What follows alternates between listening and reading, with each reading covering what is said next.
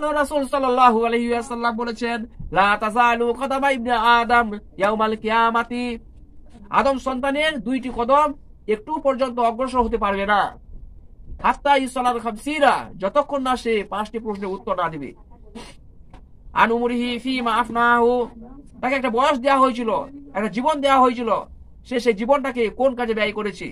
হালাল কাজে ব্যয় করেছে নাকি হারাম কাজে ব্যয় করেছে?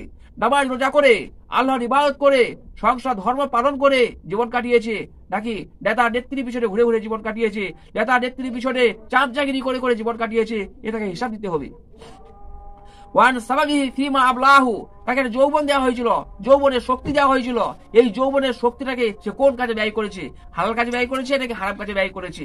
একটা মহিলাকে নিকাহের মাধ্যমে হালাল করে তার শরীরে স্পর্শ করা ইবাদতের কাজ, তার দিকে বারবার দৃষ্টি করাটাও ভালোবাসার কাজ। কি অন্যান্য মহিলাকে স্পর্শ করা তো হারাম, এবং তার দিকে তাকানোটাও শয়তানের বিষাক্ত একটা তীর। ওয়ান মালিহি আইনা মিন ইকতিসাবাহু, তাকে মাল দেওয়া হয়েছিল,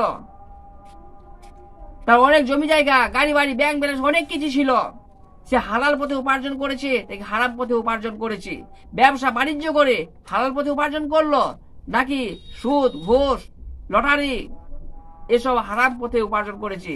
তার হিসাব দিতে হবে। ফিমা আনফাকাহু, এবং সে কোন পথে ব্যয় করেছে? আল্লাহর পথে ব্যয় করেছে নাকি জুয়া লটারি মদে চলে গেছে? এ থেকে মালের হিসাব দিতে হবে।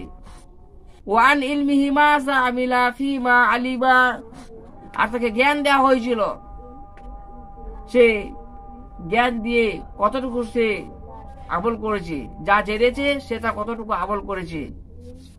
এই 5টি প্রশ্নের উত্তর না দেওয়া পর্যন্ত একটু পর্যন্ত নড়াচড়া করতে পারবে না।